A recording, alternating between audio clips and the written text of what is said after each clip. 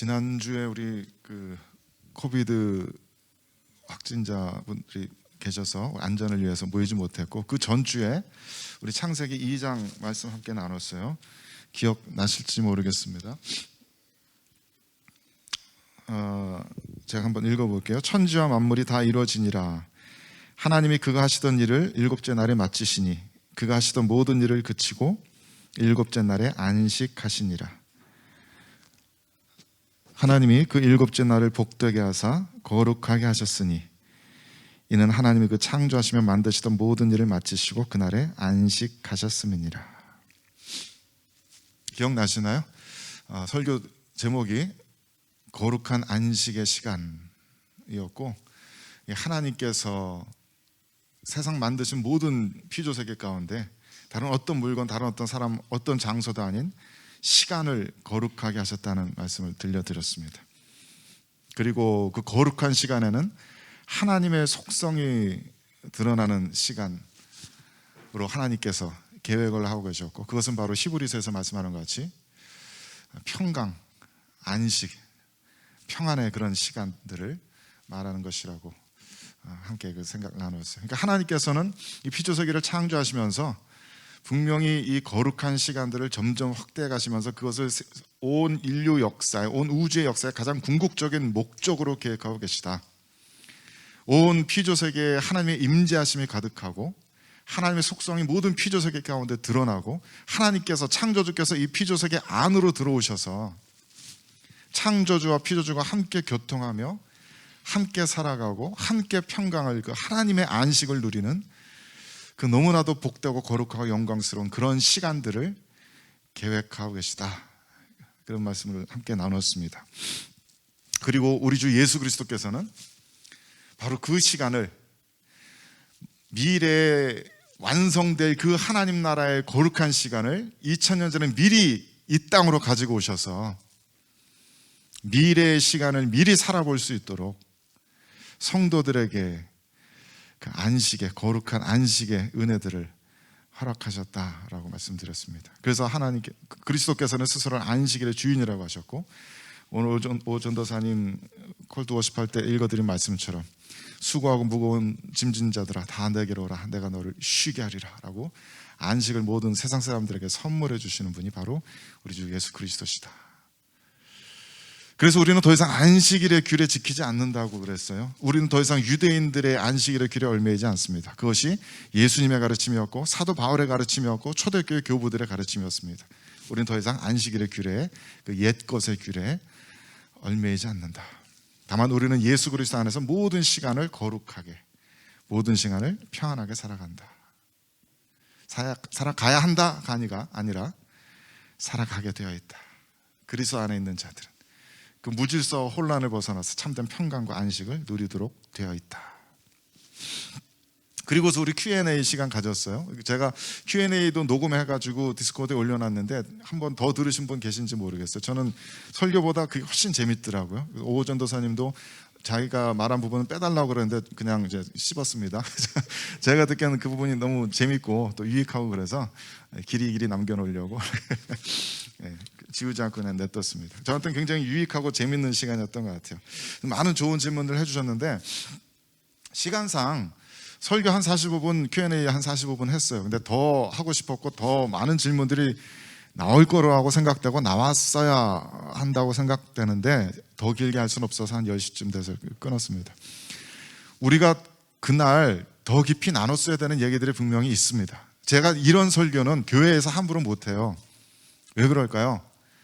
우리들이 일주일에 하루만을 거룩하게 살아서는 안 됩니다. 우리들은 일주일 전체를 거룩하게 살아야 합니다. 우리는 주일 성수하는 것이 아니라 일주일 성수를 해야 됩니다 라고 교회에서 가르치면은 어떻게 될까?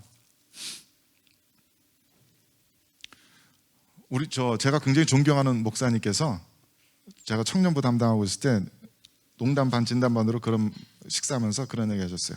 안 목사, 청년들한테 설교할 때 주일 성수 안 하면 지옥 간다고 전에 되게 강하게 얘기하시더라고요. 물론 농담 반, 진담 반이에요. 농담 반인데 진담도 반이에요. 저는 그 얘기가 무슨 뜻인지 알아요. 성도들에게 이 거룩한 시간에 경건의 훈련이 되어 있지 않은 성도들에게 주일 성수할 필요 없습니다. 주일 거룩하게 지키지 않아도 좋습니다. 그러면 나올 결과는 뻔합니다. 우리는 이 주일의 거룩함에 맞춰서 평일날의 거룩한 시간을 이렇게 살아가는 것이 아니라 주일의 거룩함을 평일날에 이렇게 속된 시간으로 떨어뜨릴 거예요. 주일을 하나님의 시간으로 살고 나머지 날들은 우리들의 날로 살아서 그래서는 안 됩니다. 우리들의 모든 시간을 하나님의 시간으로 살아야 됩니다. 하나님께 속한 시간으로 살아야 됩니다라고 가르치지만, 그렇게 되면 사실은 우리들의 죄성은 주일마저도 우리들의 시간으로, 우리들 마음대로 쓸 수 있는 시간으로 만들어버릴 확률이 큽니다. 그런 위험성이 매우 큽니다. 그래서 그 얘기를 조금 더 했어야 되지 않았나? 그런 생각이 있었어요. 제가 그 유대인들이 안식일 지키는 방법에 대해서 말씀드렸잖아요. 그거를 들려드린 이유는 거기에 대해서 우리가 배울 것이 있기 때문입니다. 분명히 우리들의 죄성은 아무리 우리가 그리스도 안에 있고 성령 하나님 영접했고 성령 하나님과 살아간다고 해도 우리들의 육신의 죄성은 우리를 자꾸만 거룩한 시간을 살지 못하도록 방해할 거예요. 그래서 우리 스스로를 쳐서 복종시키는 경건의 훈련들이 반드시 필요합니다. 그 중에 하나가 우리 주일날 모여서 예배 드리는 거예요. 주일을 거룩한 시간으로 드리는 것. 여러분들은 어떻게 생각할지 모르겠지만 저는 이 주일을 하나님께 속한 시간으로 내어드리고 주권을 포기하고 살았었습니다.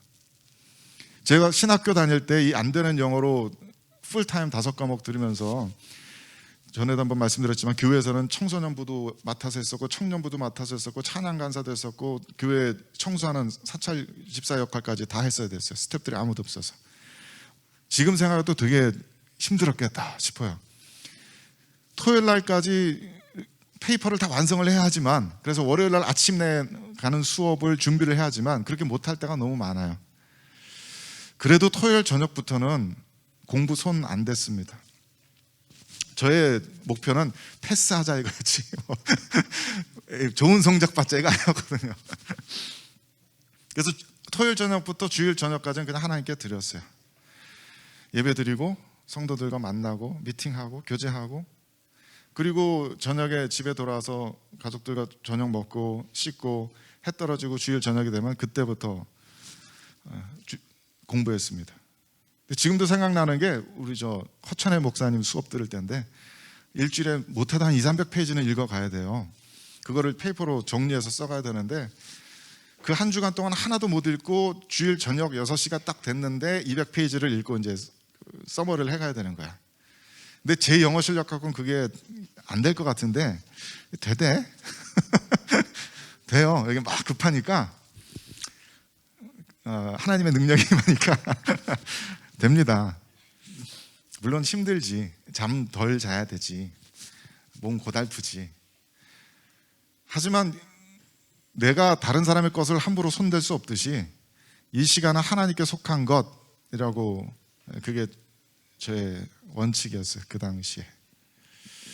그래서 거룩한 시간을 지키는 것, 내게 속한 시간이 아니라 하나님께 속한 시간, 나에게 주권이 있는 시간이 아니라 하나님께 주권이 있는 시간으로 하나님께 드리는 것을 훈련하는 것은 굉장히 중요하다고 생각합니다. 그래서 우리는 거기서부터 거룩한 시간들을 늘려나가야 돼요. 주일 하루를 온전하게 거룩한 시간으로 살아보고, 이 거룩한 시간으로 산다는 것은 그냥 종교 집회에만 일주일 하루 내내 주일 내내 하라는 꼭 그런 얘기만 아닙니다. 그것도 물론 좋은 시간이 될 수 있고 거룩한 시간이 될 수도 있지만, 제가 예전에 한참 주님과 첫사랑에 빠졌을 때는 주일 성수 째고 장인어른 전도하러 간 일이 있었어요. 담임 목사님이 펄쩍 뛰시더라고요. 찬양인도자가 어딜 가냐고. 그래도 죄송합니다. 전 가야 되겠습니다. 째고 갔어요. 저는 그것이 하나님의 합당하라고 믿었고 분명히 죄송스러운 일이었고, 그래서 제 대신 할 수 있는 분 이렇게 부탁해놓고 이렇게 했지만 열매도 많이 있었어요. 그래서 꼭 종교 집회 그것만은 아니고요. 그것도 물론 훈련이고 약속이지만 그것만은 아니고, 주님께서 말씀하신 대로 선한 일을 행하는 것, 생명을 살리는 일들 행하는 것, 나보다는 다른 사람들의 영혼에 관심 기울이고 서로를 돌보는 그런 일들. 제가 청년 사역하면서 제일 기뻤던 거는 하나님께서 거의 매주 한 사람씩 위해서 상담하고 기도하게 해주셨던 거예요. 설교하는 것보다도 한 사람 얘기 듣고 손 붙잡고 같이 울면서 기도해 주면 그렇게 은혜스러울 수가 없어요. 내 자신이. 물론 이 친구에도 좋겠지. 내가 그렇게 행복할 수가 없어. 그게 뭘까? 그건 너무 신비로운 일이에요. 그래서 저는 리더들한테도 많이 권면했어요. 가능하면 주일날 한 사람이라도 붙잡고 손 붙들고 같이 기도해라. 축복기도 해줘라. 그건 너무 멋진 일입니다. 그건 사람만 할 수 있는 일이고 사람 중에서도 성도들만 할 수 있는 일입니다. 너무 멋진 일입니다. 주일을 그렇게 아름답게 보내는 것, 그리고 유대인들 같이 가족들과 가능하다면 식사도 한 끼 의미 있는 시간들 보내고, 가능하다면 해질 무렵에 나가서 산책도 하면서 하나님의 창조 세계를, 그 아름다움을 마음껏 누리면서 세상 속에서 번거로웠던 마음들을 주님의 임재 안에서 쉬는 연습하는 것, 훈련하는 것, 그리고서 그게 확대돼야 돼요. 월요일 날도 직장에 나가서 예배 드리는 것과 동일한 마음으로, 지금 이 순간도 예배의 현장이다, 지금 이 순간이 예배의 시간이고 이 순간이 거룩한 시간이다 라는 것을 분명하게 확신하고 믿고서 교회에서 예배 드리는 것뿐만 아니라 직장에서 일하는 이것이 나의 성직이고 나의 소명이다, 이것이 나의 거룩한 일이고 하나님 나라의 일이다 라는 마음으로 성실하게 일하고 사람들에게 선하게 대하고 그렇게 거룩한 시간들을 늘려가야 됩니다. 직장에서도 얼마든지 동료들 위해서 기도해 줄 수 있잖아요. 같이 밥 먹으면서 커피 한잔 하면서 서로 얘기 들어주고 얼마든지 기도해 줄 수 있잖아요. 그거 크리스찬들만 할 수 있는 일입니다.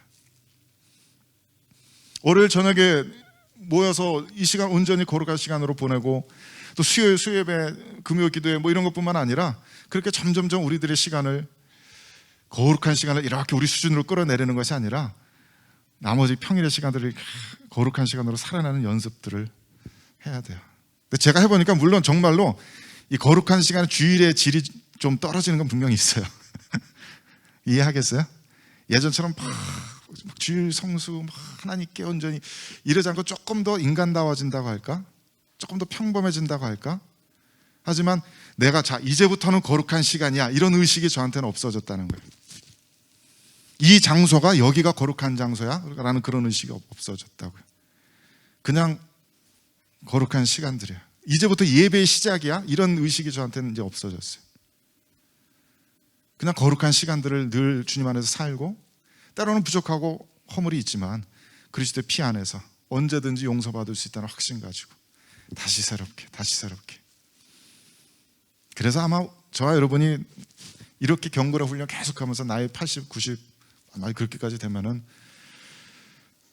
우리는 일주일 어쩌면 거룩한 시간으로 살 수 있을지도 몰라요. 우리는 교회에서 그런 어르신들 많이 뵙거든. 그런 권사님들, 장로님들, 그냥 가까이만 있어도 마음이 푸근한 그런 분들, 주위 사람들에게 평강과 안식을 전해주는 그런 분들, 모든 것을 받아주시고 모든 것을 사랑해 주시는 그런 분들.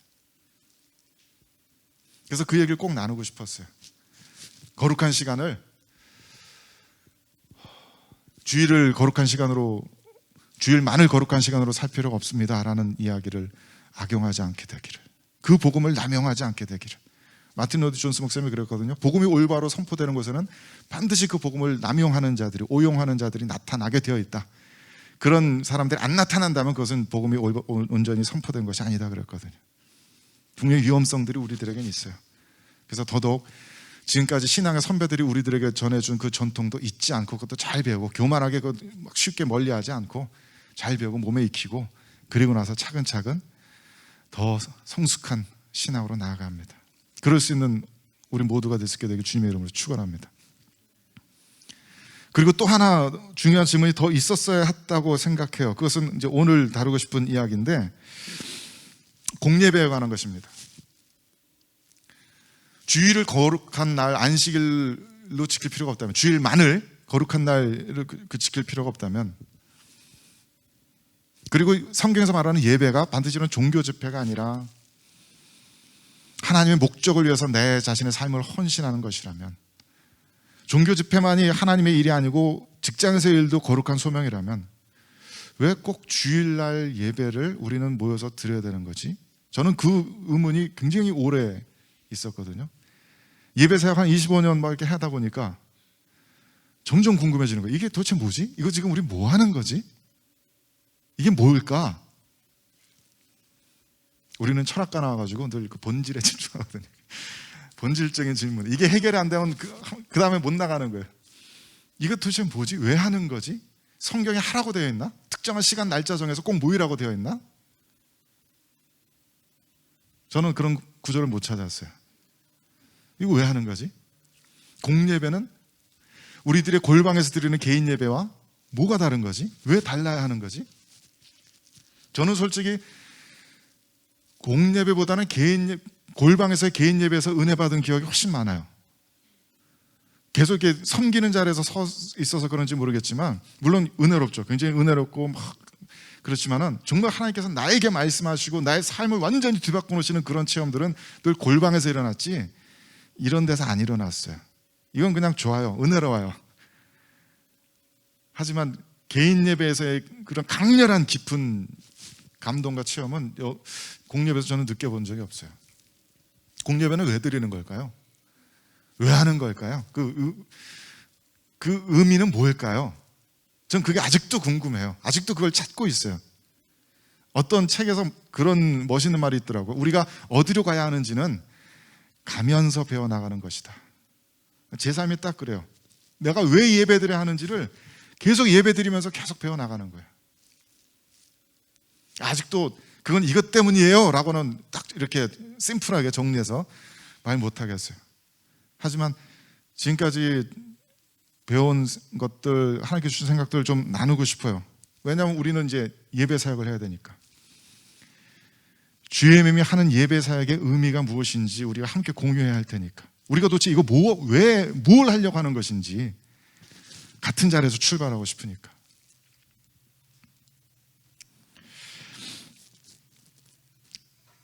오늘은 그래서 그 얘기를 해봅시다. 지금 우리가 말하는 공예배라는 것은 영어로 쓰면 저렇게 corporate worship이라고 씁니다. 어떤 분들은 public worship이라고도 쓰는 것 같은데 대부분 한국에서 쓰는 것 같고, 이 예배를 전문으로 다루는 서적에서는 public worship이라고 쓰는 걸 거의 못 본 것 같아요. 대부분의 신학자들은, 예배학자분들은 corporate worship이라는 말을 더 많이 쓰는 것 같습니다. 저는 영어권이 아니어서 그 뉘앙스 파악하는 게 여러분들과는 좀 둔할지 모르겠지만 그 차이가 어느 정도 좀 보이시죠? 퍼블릭 워십은 아마도 그 스페시파이 되지 않은 일반 대중들에게 열려있는 그런 예배라는 뜻일 겁니다. 그래서 누구든지 들어오시는 예배. 그래서 우리말로는 열린 예배라는 말이 아마 퍼블릭 워십에 해당되는 거겠죠. 오픈 워십은 좀 콩글리시 아닐까요? 저는 그렇게 혼자 생각해 보고 있어요. 퍼블릭 워십이라는 건 분명히 그런 걸 겁니다. 일반 대중들, 믿는 사람이건 믿지 않는 사람이건 누구든지 우리 교회 공동체에 속한 사람이건 그렇지 않은 사람이건 누구나 함께 참여할 수 있다. 근데 신학적으로는 엄밀하게 따지자면은 퍼블릭 워십 조금 애매한 개념이에요. 안 믿는 사람이, 일반 대중이 넌 크리스찬이 예배 드릴 수 있나요? 예배 집회에 참여할 수 있지. 신령과 진정으로 예배할 수 있나요? 그거 불가능합니다. 그건 신학적으로 불가능합니다. 성경적으로 말해서 불가능합니다. 예배자들은 반드시 먼저 하나님께서 부르십니다. 하나님께서 택하시고 부르셔서 하나님의 권능과 임재를 드러내 보여서 그 하나님의 권능과 임재를 맛본 사람에게서 나오는 반응이 예배입니다.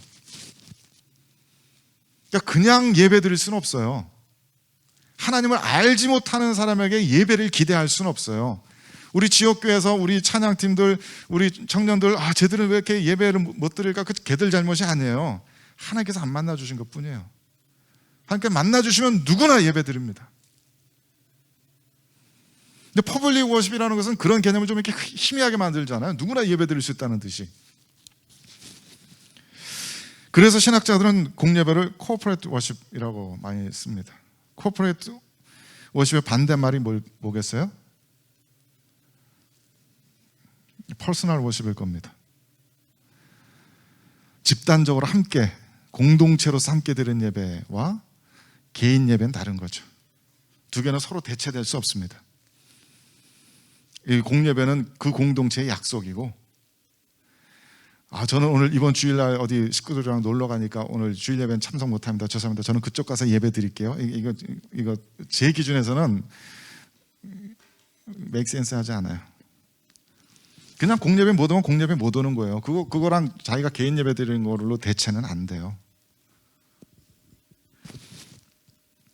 이 코퍼레이트 워십을 왜 드리는가? 그걸 답하는 건 그렇게 간단하지 않습니다. 왜라는 질문은 늘 어렵습니다. 아까 말씀드린 것처럼 하나님을 만난 사람들은 그냥 예배 드리게 되어 있어요. 왜? 모르겠어요. 그냥 그렇게 지으셨어요. 지으신 것 같아요. 왜 예배라는 반응이 나오는지, 왜 하나님을 뜨겁게 만난 다음에 절로 막 찬양에 나가고 손이 올라가는지 모르겠어요. 왜라는 것은 대답할 수 없지만, 공예배의 의, 우리말로는 의인데 meaning이라고 하면 조금 좀 다른 것 같고, 그 공예배의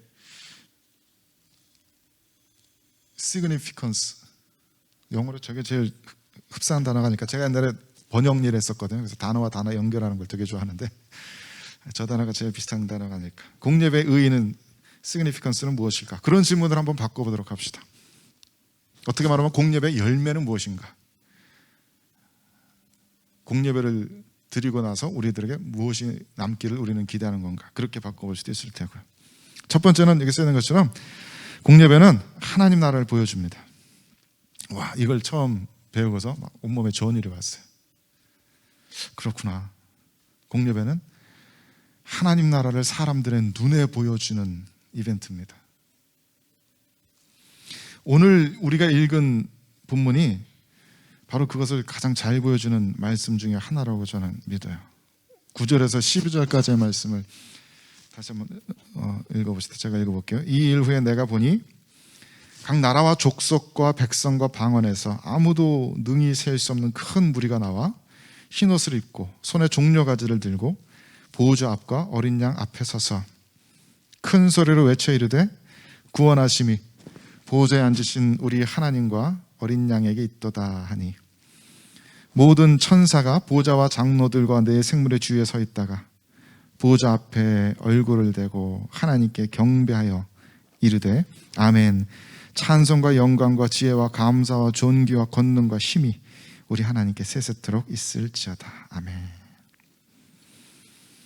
지금 천상에서의 예배를, 환상을 보고 있습니다. 이게 어떤 실체라고는 저는 생각하지 않아요. 실제로 일어난 역사적인 이벤트를 본 거라고는 저는 생각하지 않아요. 이것은 선지자에게, 예언자에게 보여주신 환상의 언어입니다. 어떤 영적인 본질을 보여주시는, 현상이 아니라 본질을 보여주신 그런 사건이라고 저는, 그런 글이라고 저는 믿습니다. 근데 어쨌든 이 사도 요한의 눈앞에서 벌어지는 일은 무슨 일이에요? 하나님과 그 어린 양 그리스도를 글로리파이 하는 일입니다. 누가 주인공이에요? 하나님이 주인공입니다. 모든 예배자들의 시선이 누구에게 향해 있어요? 하나님께 향해 있어요. 예배자들의 감정이 어떨까요? 짐작은 할 수 있죠? 써 있지 않아요. 왜요? 중요하지 않아요. 이 예배자들이 얼마나 깊이 은혜를 받고 있는지 성경은 쓰고 있지 않아요. 왜요? 중요하지 않아요. 지금 중요한 것은 하나님께서 이 온 세상 모든 민족과 방언과 백성의 그 대표자들, 그 모든 민족들, 모든 인류가 아니라 그들의 대표자들, 예배자로 선택된 이들이 나와서 하나님을 왕으로 고백하며 그 앞에 경배하고 있다는 그 사실, 그게 중요한 거예요. 하나님께서 모든 인류의 대표자들에게 경배받고 계시다. 하나님이 주인공인 거예요. 하나님께서 왕으로 자정해 계시고 그 앞에 그 하나님께 경의를 표하는 백성들이 있습니다. 이것이 눈으로 보여지는 하나님의 왕국입니다. 하나님의 통치입니다. 우리는 공예배를 통해서 이렇게 하나님 나라를 세상 가운데 드러냅니다. 이 공예배가 없다면 무엇으로 하나님 나라의 이 전체적인 모습을 보일 수 있을까요? 내가 개인적으로 하나님을 찬양하고 내가 개인적으로 하나님 만나는 거 말고, 백성이 많은 왕이 영광을 받느니라, 잠언 말씀에도 그런 말씀이 있는데, 이처럼 많은 하나님의 백성들이 함께 창조주 하나님을, 트리니티 하나님을 찬양하고 있다는 그것을 무엇으로 다 보여줄 수 있을까요? 그것이 공예배가 하는 일입니다. 하나님 왕되심을 드러내고 글로리파이 하는 것. 물론 영이신 하나님의 모습을 실제로 볼 수는 없죠. 오늘 본문에서도 하나님의 모습이 어떠하다, 하나님의 뭐 보좌가 무슨 색깔이다, 얼마나 크시다, 이런 거 안 써 있어요. 다만 그 앞에 엎드러져 있는 사람들과 천사들을 통해서 여기 이 모든 피조물들의 경배를 받으시는 한 분 창조주께서 계시는구나 라는 것을 우리는 즉각적으로 알아차릴 수 있는 겁니다. 그 하나님의 임재를 눈으로 볼 수는 없지만 그 한 분 하나님을 향해서 자리에서 일어나고 노래를 부르고 두 손을 들고 박수를 치고 기뻐하고 이런 모든 표현들이, 몸과 마음의 표현들이 하나님과 하나님의 나라를 증거합니다. 저도 성격이 굉장히 인트로버트한 사람이라 남들 앞에서 막 이러는 거 되게 힘들었거든요. 손 이렇게 올리기까지 되게 힘들었어요. 어느 날 이제 그 생각이 든 거예요. 나의 쪽팔림과 하나님의 영광 가운데 무엇이 더 중요한가? 그래서 결단했죠. 그래, 들자. 근데 처음에 앉아갖고 마음이 좀 드라이할 때 오늘은 손들기 좀 귀찮은데, 그럴 때 이 질문이 다시 떠오릅니다. 나의 귀찮음과 하나님의 영광과 무엇이 더 중요한가? 나는 이것을 표현하고 선포해야만 되는 사람이다. 나는 그러기 위해서 예배자로 부르심을 받은 사람이다. 그걸 알고 나서는 안 될 수가 없어요. 물론 안 될 때도 있죠. 너무 힘들고 안 될 때도 있는데, 그럴 땐 또 같은 공동체 예배자들 통해서 도전받고 힘없고 같이 손들기도 하고. 예배가 공예배가 우리 사람들의 영적인 필요를 채워주기 위한 목적에서 드리는 것이다라는 말은 좀 다 잘못된 말입니다. 그것은 예배를 드리는 성도들에게 결과적으로 주어지는 은혜이지, 그것을 위해서 예배를 드리기 시작하면 큰일 납니다. 저는 많이 그 트라이얼 에러를 겪어봤어요. 꼭 찬양 고르다 보면은 생각나는 사람이 있어요. 이 녀석 요 찬양 가사 보고 은혜 좀 받아야 되는데, 딱 고르잖아요. 그 친구 꼭 안 와요. 이거를 막 십몇 년을 하다 보니까 아무리 둔한 저라도 하나님께서 안 좋아하시는구나. 어떤 교회 예배에는 찬양들이 점점 이렇게 하나님 찬양하는 데서 나중에는 이렇게 내 자신에 대한 묵상으로 옮아가는 그런 찬양의 흐름도 있더라고요. 뭐 그럴 수 있죠. 그럴 수 있는데, 그보다 더 바람직한 방향은 성도들의 시선이 하나님을 향하도록 하는 그런 찬양일 것 같아요. 찬양의 가사 잘 살펴보세요. 어떤 가사는 사람이 사람에게 하는 말이 있고, 어떤 가사는 하나님이 사람에게 하는 말이 있고, 어떤 가사는 사람이 하나님께 하는 말이 있어요. 찬양 가사가. 워십곡이라는 것은 굳이 엄격하게 따지자면 사람들이 하나님께 올려드리는 말이죠. 그래서 사람들의 시선이 함께 그 마음을 모아서 동일한 생각, 동일한 하나님께 향하게 만들 수 있는 파워를 가진 그것이 찬양입니다. 노래입니다. 음악입니다. 엄청난 힘이죠. 음악의 파워입니다. 그거를 잘 사용해서, 음악이라는 툴을 잘 사용해서 사람들의 마음을 이렇게 막 해가지고 막 스토해가지고 모아가지고 하나님을 향하도록 하는 거, 이것이 이제 워십 리더가 하는 일인 거죠. 어떤 찬양 세미나에서 워십 리더를 그 신랑 들러리에 비유했는데요. 결혼식 때 신부가 이렇게, 교회가 입장을 해서 신랑 대신 예수께 이렇게 가야 되잖아요. 근데 신부가 이렇게 들어오는데 신랑 들러리가 그 옆에 서서 신부의 시선을 뺏으려고 꼬신다고 생각해 보세요. 결혼식장에서 막 이러면서 신부의 시선을 뺏으려고 한다고 생각해 보세요. 와, 엄청 역겨운 일 아닙니까? 가증스러운 일 아닙니까? 그래서는 안 된다. 예배 사역자들은 교회를 그리스도께 인도하는 자들이어야 한다.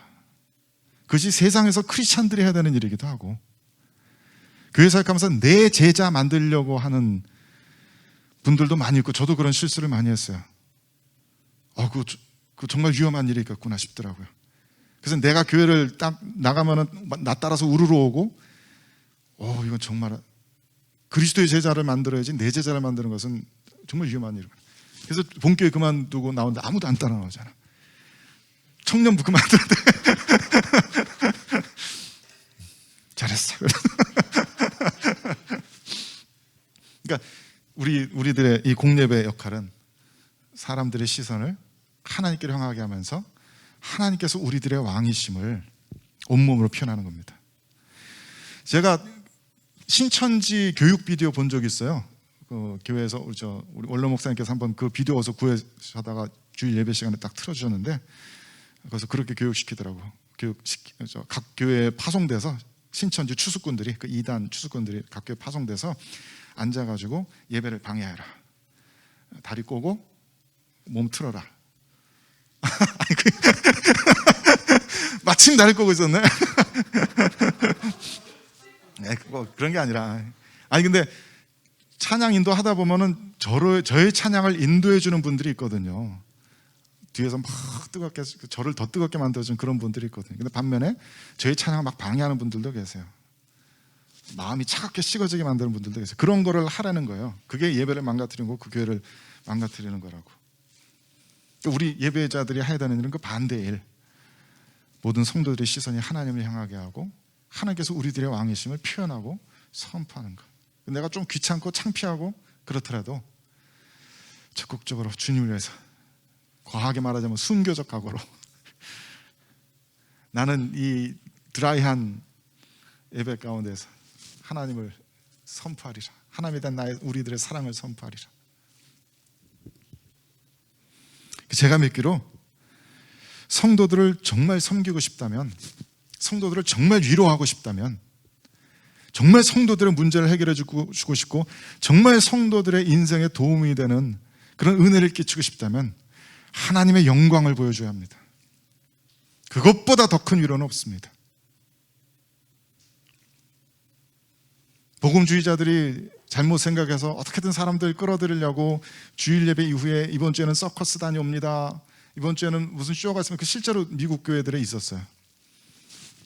시컬 서비스 한다고 막 이렇게 세상 쇼 같은 그런 예배를 꾸미고. 교회가 세상에 줄 수 있는 것은 그런 것이 아니다. 교회가 세상에서 줄 수 있는 것은 하나님의 영광이다.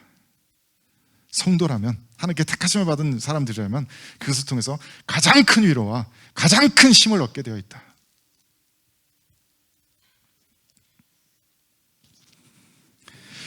두 번째는,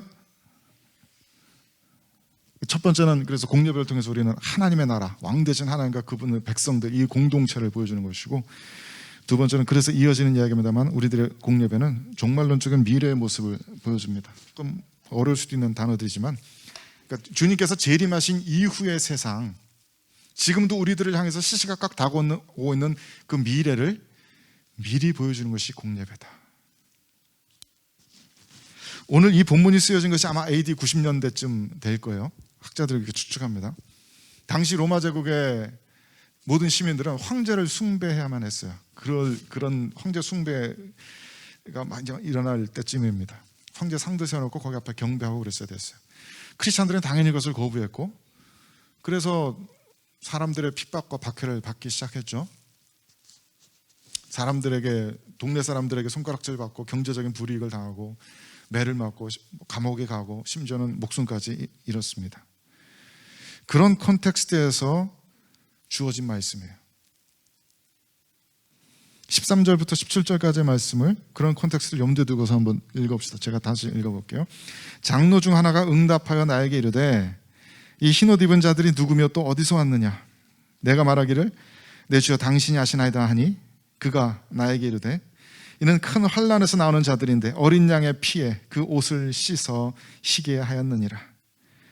그러므로 그들이 하나님의 보좌 앞에 있고 또 그의 성전에서 밤낮 하나님을 섬기매 보좌에 앉으신 이가 그들 위에 장막을 치시리니 그들이 다시는 줄이지도 아니하며 목마르지도 아니하고 해나 아무 뜨거운 기운에 상하지도 아니하리니 이는 보좌 가운데 계신 어린 양이 그들의 목자가 되사 생명수 샘으로 인도하시고 하나님께서 그들의 눈에서 모든 눈물을 씻어주실 것입니다.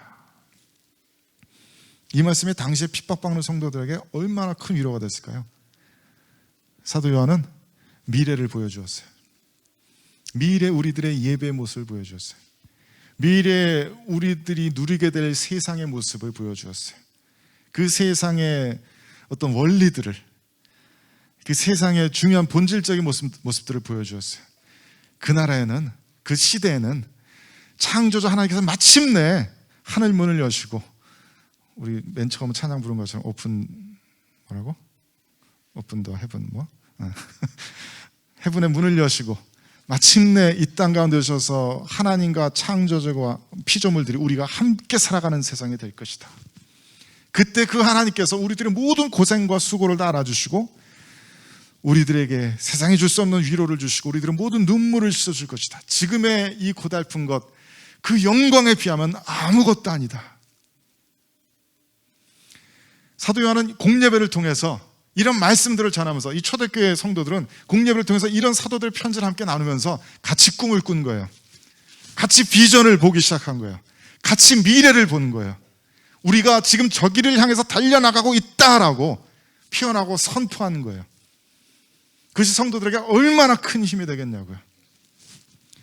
사도 요한이 이 말씀으로 지금 감옥에 간 너희들, 지금 상처 입은 너희들, 지금 병들어 있는 너희들 한 사람 한 사람 어떻게 하면 지금 상황에서 조금 더 나아질 수 있나 위로하지 않았어요. 미래를 보여주었습니다. 그것을 믿음으로 믿는 성도들은 위로받습니다. 힘을 얻습니다. 세상을 이겨낼 수 있는 권능을 얻습니다. 죽음마저도 이겨낼 수 있는 힘을 얻게 됩니다. 죽음이 두렵지 않다면 무엇이 두려울까요?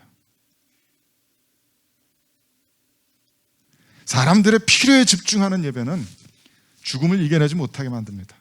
죽음을 더 두렵게 만듭니다. 하지만 주님께서 보여주시는 세상은 이 죽음을 넘어선 세계입니다. 부활의 세계입니다. 죄와 사망이 더 이상 이 피조 세계를 더럽히지 않는 그런 세계입니다. 바로 그 세계를 우리는 여기서 체험하는 거예요.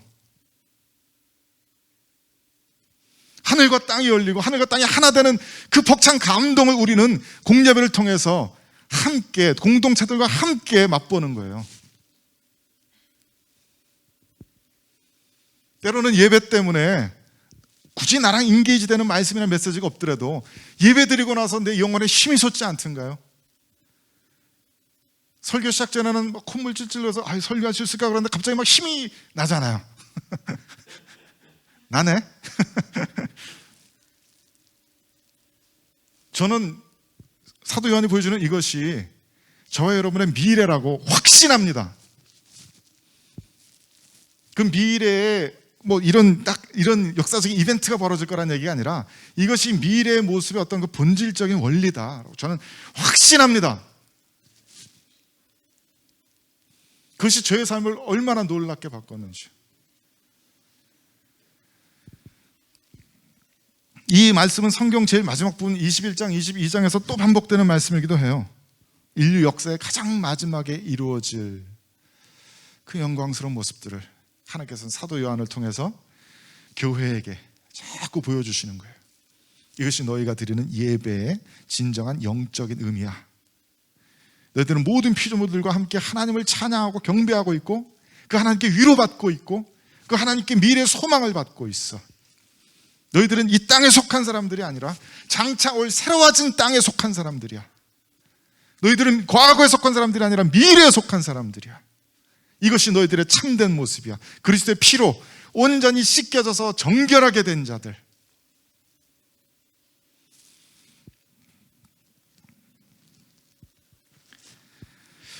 그래서 공예배는 우리들의 영적인 정체성을 점점 더 강화시켜주는 시간이기도 합니다. 유대인들 속담에 유대인들이 안식일을 지키는 것이 아니라 안식일이 유대인들을 지킨다. 그 말과도 일맥상통하는 얘기예요. 우리가 예배를 지키는 것이 아니라 예배가 우리를 지킨다. 예배가 우리들의 영적인 정체성들을 지켜주고 강화시켜줍니다.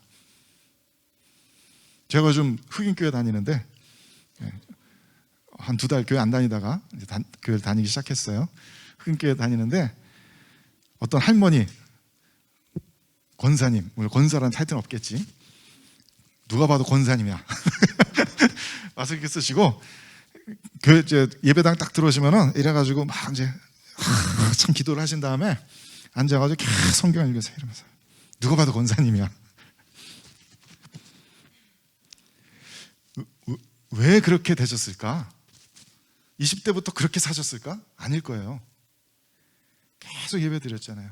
계속 기도드리고 계속 말씀 읽고 계속 사랑의 수고들 하고 계속 스스로를 깎아내고 계속 공동체 안에서 환난과 인생 채찍과 사람 막대기 맞아가면서 배웠잖아요. 이제 하나님 나라는 그분에게 분명한 실체인 거예요. 그 누구도 부인할 수 없는 실체인 거예요. 그 모습 보고 근데 너무 기쁘더라고요. 권사님이 저기 계시네. 나 우리 한국계만 있는 줄 알았더니 권사님이 여기도 계시네. 너무 좋더라고요. 너무 도전받고 기쁘더라고요. 그래서 흑인교 열심히 다니기로 했어요. 세상에서 아무리 실수하고 넘어지지만 자꾸 죄범하지만 자꾸 이 공동체 안으로 들어와서 그래 내가 하나님 나라에 속한 사람이고 내가 바로 이 공동체에 속한 사람이지, 정체성을 계속 확인해 나가는 거예요. 여러분들 세례 받을 때 그 지역교회 이름으로 세례 받는 거 아세요? 그 평생 안 없어집니다. 내가 어떤 교회에 속했다는 것은, 교회에서 세례 받았다는 것은 그 교회 멤버십의 한 공동체로 결혼 서약하듯이 들어갔다는 얘기예요. 지역교회 멤버십 우습게 보지 마세요. 청년분들이 그걸 좀 의식 안 하는 경향들이 있어요. 지역교회 멤버십 우습게 보지 말고 주의 멤버십 우습게 보지 마세요. 하나님께 한 결혼 서약이나 마찬가지인 겁니다. 웃은 거예요 지금 누가? 비웃은 거예요 지금? 풋소리 난 것 같은데 지금? 그 공동체와의 약속인 거예요. 우리 몇 날 몇 시에 함께 하나님을 경배하자. 그거 안 지킨다고 지옥 가지 않을 거예요 아마. 않겠지? 하지만 그게 우리의 약속이라고. 부부가 서로 막 싸우면서도 한평생 사랑하기로 했지, 그리고 다시 사랑을 결심하듯이 그래 이렇게 예배드리기로 했지. 그래서 이 예배 은혜 못 받아도 괜찮아요. 하나님 만난 체험 같은 거 없어도 괜찮아요.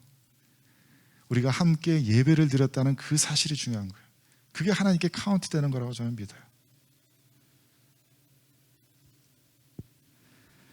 이 공예배를 계속해서 드리면서 우리는 우리들의 영적인 정체성이 점점 더 굳건해질 겁니다.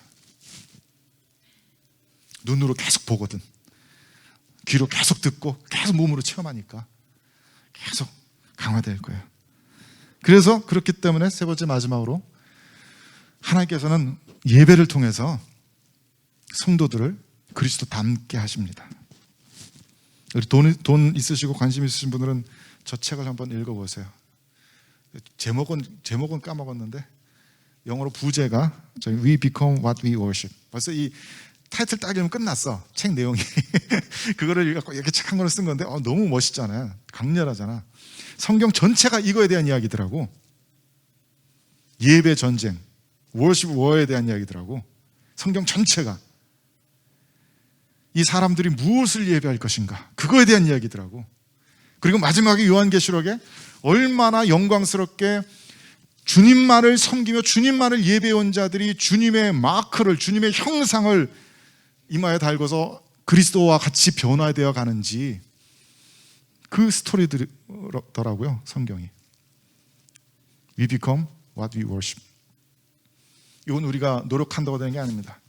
내가 하나님을 정말로 예배하지 않고 나는 사실은 돈을 예배하는데, 돈을 숭배하고 돈이 내 인생에 가장 중요한 것인데 하나님을 예배하는 척한다고 해서 우리가 그리스도 절대 닮아가지 않아요. 우리는 돈의 신을 닮아갈 겁니다. 바알 신의 숭배자들을 닮아갈 거고 맘몬을 숭배하는 자들을 닮아갈 겁니다. 돈의 눈이 먼 이기적인 욕심으로 가득 찬 그런 존재로 점점 더 타락되어져 갈 겁니다. 그러려고 노력해서 되는 게 아니라 그렇게 될 거라고요. 내 안에서 내가 정말 숭배하는 것이 무엇인지에 따라서 그렇게 될 거라고요.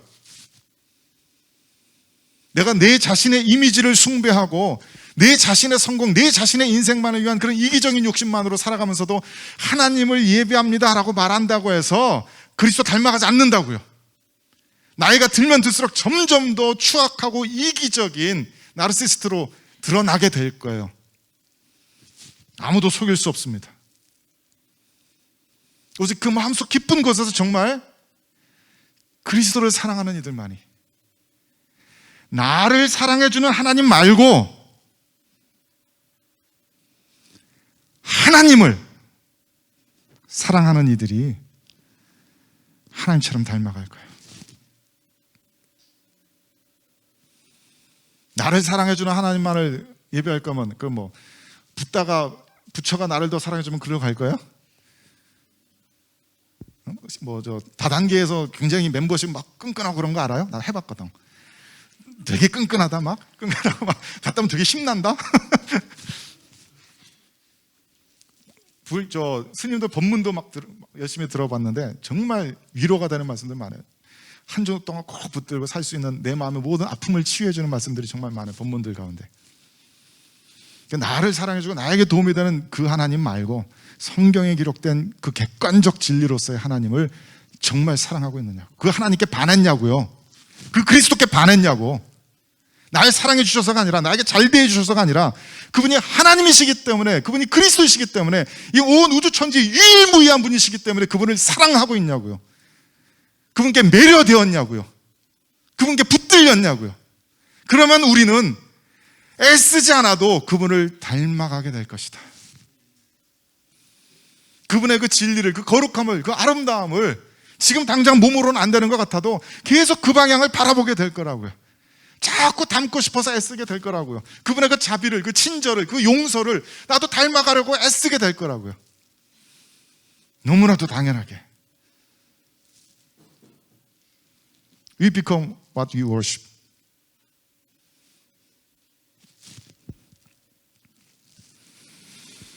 그래서 이 공예배를 통해서 우리가 그리스도를 바라보는 것은 굉장히 중요합니다. 세상 속에서 세상 일에 치이고 자기 욕심에 휘둘려서 세상의 죄에 시달리면서 살아가는 사람들이 모여서 함께 그리스도를 바라보고 있는 그 시간이 얼마나 소중한 시간인가요? 얼마나 귀한 시간인가요? 그러니 좀 피곤해서라도, 피곤하더라도, 자기 일들이 많더라도, 그거 안 하면 너 지옥 갈 거야 라고 협박을 해서라도 불러 모으고 싶은 목사님들의 마음을 이해할 수 있겠잖아요.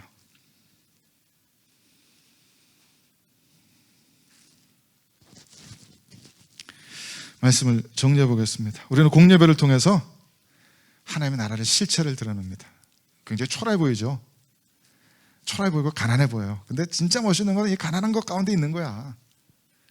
진짜 멋있는 거는 이 초라해 보고 가난한 그런 가운데 있는 거야. 예술은 가난한 예술이야 라고 누구 연극하는 애들이 막 그러는데 난 그게 그렇게 멋있어 보이더라고, 옛날부터. 예배는 가난해야 돼. 가난해야 돼라기보다 가난한 예배 가운데 정말 아름다움이 있는 것 같아. 오늘 전도사님 찬양 멋있잖아. 자기 뭐 음악 몰라요 뭐 그러는데 멋있잖아. 좋잖아. 가난한데. 비유가 좀 이상한가요? 우리는 하나님의 나라의 실체를 드러내고 있습니다. 굉장히 초라해 보이고 별것 아무것도 아닌 것처럼 보이지만 우리가 실제로 갖는 영적인 의미는 우리 가운데 우리의 왕이신 하나님께서 계시고 우리와 함께하고 계시고 우리는 그분을 왕으로 모신 하나님의 백성입니다 라고 온몸으로 온 마음으로 표현하고 선포하고 있는 거예요. 지금도 이 토론토에 얼마나 많은 예배 모임들이 있을까? 이 토론토 구석구석에 얼마나 많은 성도들이 그런 가난하고 소박하고 때로는 크고 화려하고 각양각색의 예배 모임들이 있을까? 이 날짜 변경선 따라서 얼마나 세상에 수많은 성도들이 공동체가 모여서 그렇게 주님을 찾고 주님을 예배하고 있을까? 그게 하나님 나라입니다. 눈으로 보여지는 하나님의 나라입니다.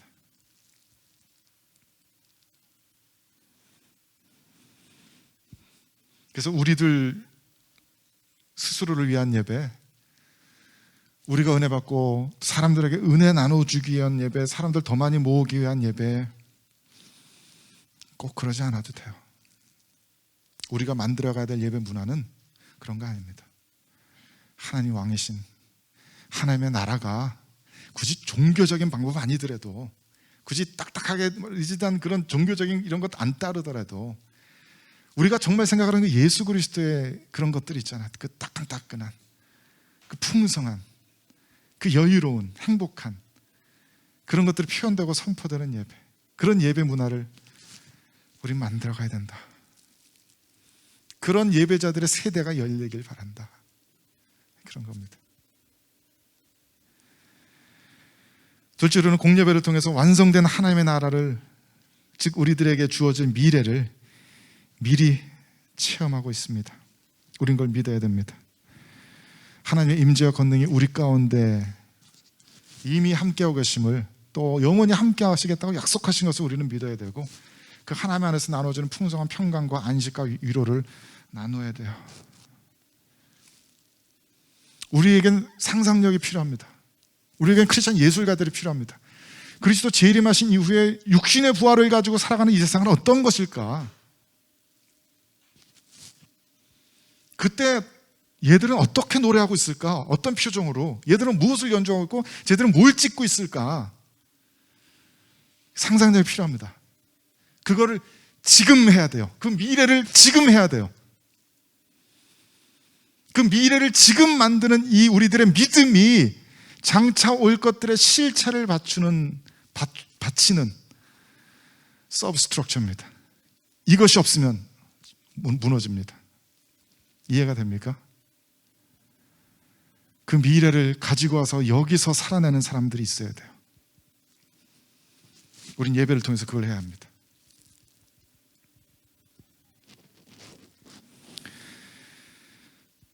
그리고 우리는 공예배를 통해서 오직 그리스도 바라보고 오직 그리스도 경배하며 우리들의 마음의 모든 시선을 그분께 모으고 그리스도 닮아가는 시간임을 알아야 합니다.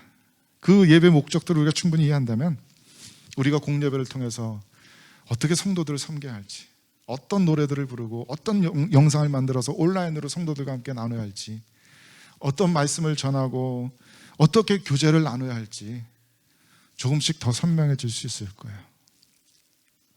성경에 이렇게 예배드려라 별 가이드라인 없어요.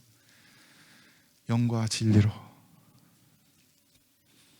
진실로, 그리고 성령 안에서 노래하고 찬미하고 말씀을 나누고 기도하고 사랑하면서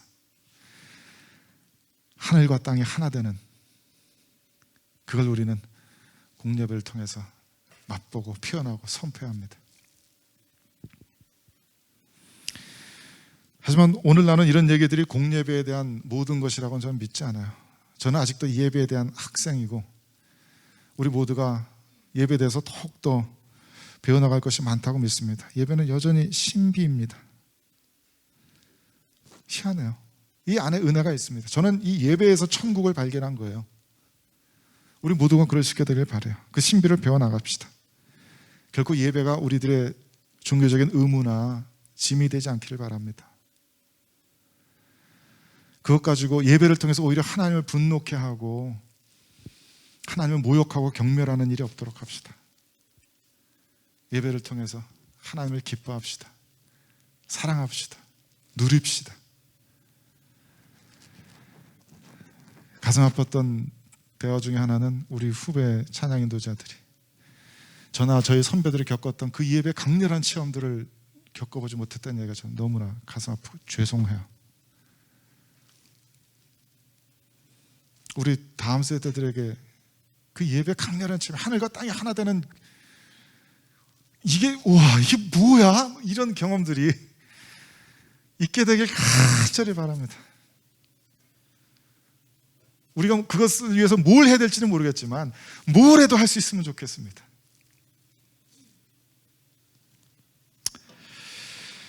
그래서 예배가 우리들의 기쁨이 되고 소망이 되고 우리들의 삶, 인생 전체가 될 수 있게 되기를 거룩하신 주님의 이름으로 간절히 축원드립니다.